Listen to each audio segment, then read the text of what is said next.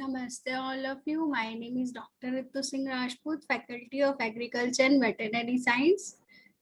Today, in our lecture, we have talked about biocomputing. What is biocomputing? And this is topic related to the bioinformatics. The advent of the television drama like Person of Interest, which explore artificial intelligence, has raised interest in biocomputing. If the term is unfamiliar to you, the concept will not be. It has been a center of fictional characters such as a Dr. Frankenstein's monster or Frosty's works. For centuries, biocomputing is defined as a process of building computer that use biological material, mimic biological organism, or are used to study a biological organism. So this is called a biocomputing. Why is mimic life? The DNA of the human life, human male could fit into the container with the volume of the million cubic inch. The contrast, the specification of the passenger airliner and the size of the plane. Comparing process speed of computers, biological neurons, computer compares to the snail. Although science has not succeeded in understanding the complete function of human brains, there are some processes that can be stimulated in the computer program to make them more reliable. So you may be familiar with the term algorithm. Basically, an algorithm is a list of a task that computer has to perform to the specific task. If you wrote an algorithm for making an omelette, it would including getting out the eggs, breaking them to the discarding the shell, mixing the egg with the milk, seasoning them, so on. Computer algorithms are far from the complex and the much more detailed, but the concept is similar.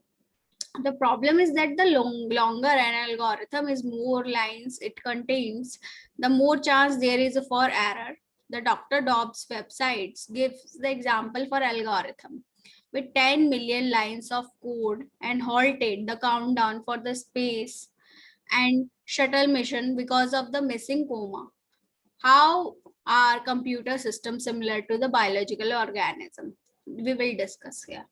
Two of terms used in biological computing, which is genetic algorithm and neural network. Both of these refer to the ability of the computing system to learn and the making decision based on the information they are given. Human brains contain an average of 86 billion neurons that transmit and process information. Neural network are artificial system built on the same principle. Genetic algorithms are code sequencing that helps to the computer decide upon a course of action based on predetermined and the predicted outcome. Regularly, computer must be programmed for every reaction, but biologically based computer could use for the data, evaluate and learn how to react. What are the futures of the biological based computers?